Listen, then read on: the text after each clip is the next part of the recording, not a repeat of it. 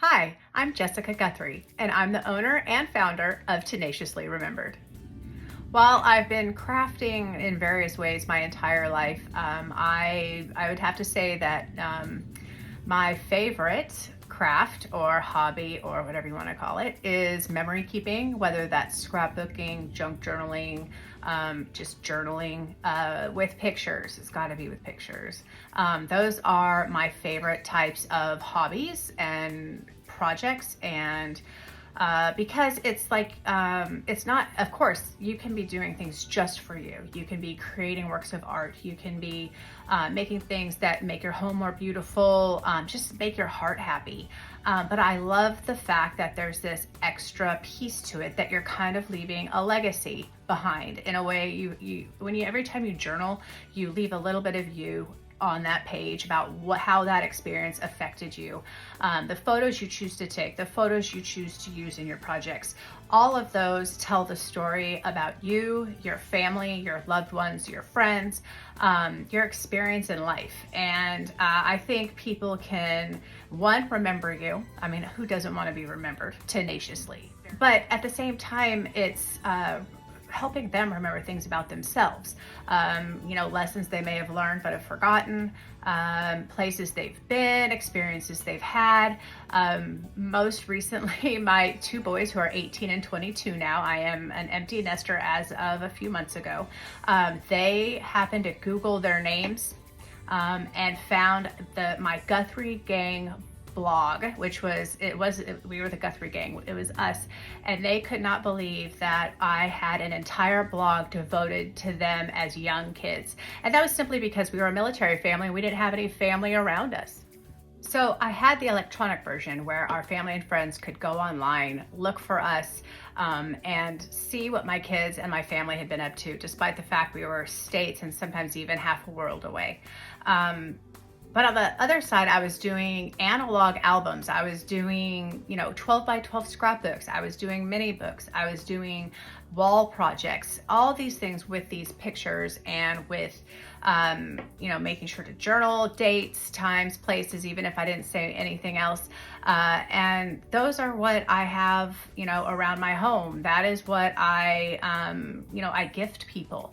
Because it's a little more personal, and it's just again a little piece of you in that item, in that thing you made, in that creation. And so that is why I enjoy paper crafting and memory keeping, and why I hope to share my love of it with others, with ideas, with products, with places to go to get things that are pretty cool. I also dabble in furniture refinishing, decorating. Like, there's so many other things that I enjoy doing that you may see that on here too. And there's still some crafts out there that I haven't done. Recently, I tried my hand at knitting. I would say I am a C+ student in knitting. It's not my exact cup of tea, but it was fun to learn. And if I ever need to have a knitted pumpkin, I can manage that for myself. So you may be wondering where the tenacious thing came from. Of course, I have tenacious license plates and have had for several years now. So tenacious came from the three things, actually. The first one was in college. I had a college professor that he and I did not see eye to eye on a lot of things.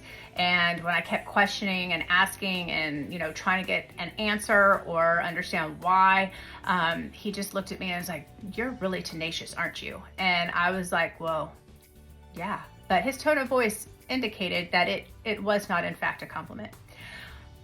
Fast forward about 7-8 years, I'm now at one of my first jobs, and again, my supervisor and I was trying to understand why something was the way it was.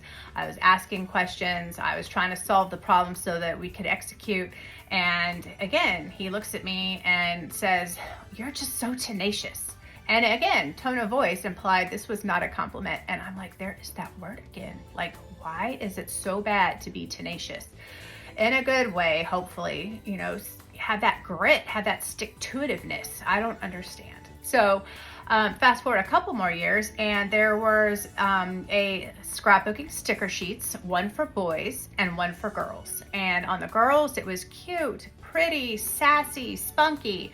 And on the boys, it was, messy, not destructive, but something like that. I can't remember the exact word. And then finally on the boys' side was tenacious. And I'm like, why can't that be on the girls' side? So that's when I started taking the word tenacious and owning it, because frankly, I'm fine with it. I am fine with being tenacious. It has served me well in my life.